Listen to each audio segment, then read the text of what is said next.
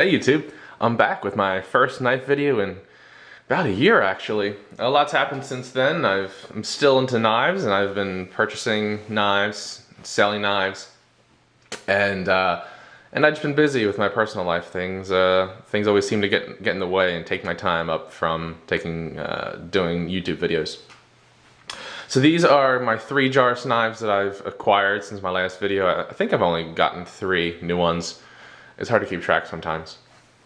So let's take a look first at the bottom knife, which is Jesse's Model 75. This is a Gen 4 75, so there's been some changes over previous generations. The blade length now is right around 3 1/8 inches, 3.2 inches or so. This one was made for me. I had my name on the order books for a couple of years now. And I've been wanting to have him make this knife for some time.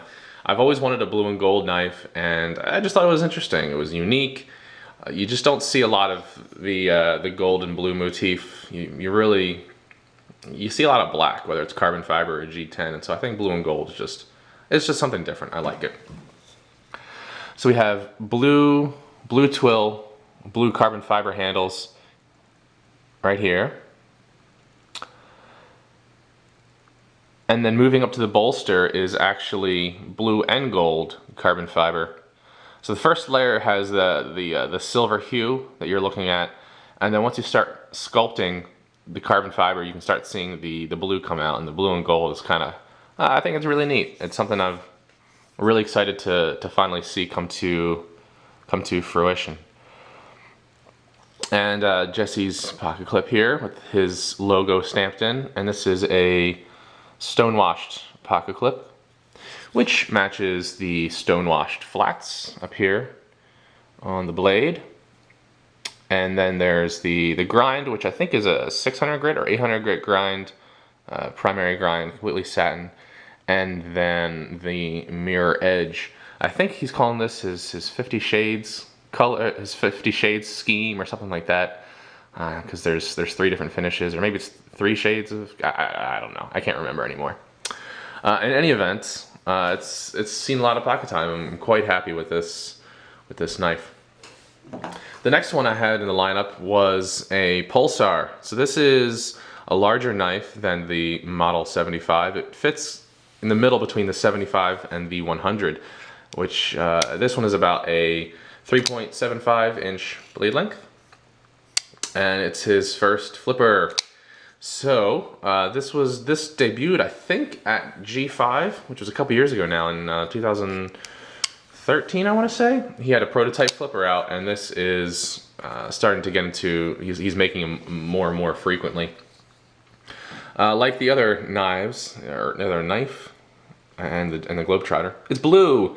So I'm really interested in, I like the blue knives. This is a blue slate, so it's a little darker, but it's sculpted G10, and I got this from a dealer. This one also has the stonewashed flats, satin plunge lines or primary grind, and the mirrored edge. It does not run on any kind of bearing system. It's completely washers. I can't recall what kind of washers. I'm gonna say phosphor bronze, but it could be Teflon. In any event, it's super comfortable. The Pulsar is an interesting model because it's actually the original shape and size of the Gen 1 Model 100. So his current Model 100s are quite large. They have a blade length of like 4.1 inches. But originally, his first folder was pretty much this design. Now he's making Pulsars that have thumb studs, no flippers, but do have the Spyderco compression lock, which he has licensed from them, and they're very popular. People are really excited about getting a compression lock custom from Jesse. That's pretty cool. And then the last one here is a Tonto Globetrotter in blue G10. Surprising. This is his 5th anniversary model or edition of the Globetrotter. It has a little bit different stonewashing. I think either he did a satin finish and then stonewashed, or vice versa. I don't recall.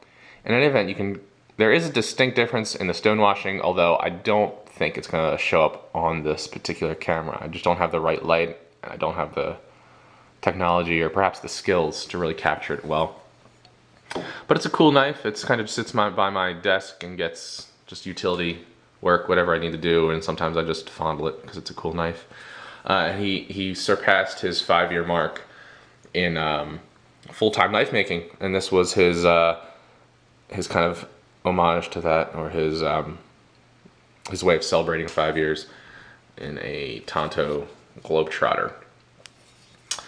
Alrighty, so that's about it. Like I said, that there's been a lot of things going on in my life, but I'm still in the knife game, so to speak.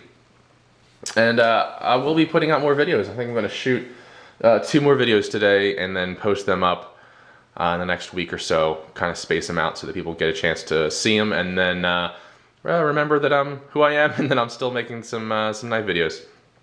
Alright, take care. It's been great finally making another video again. As always, be dressed to play and geared to slaughter. See ya.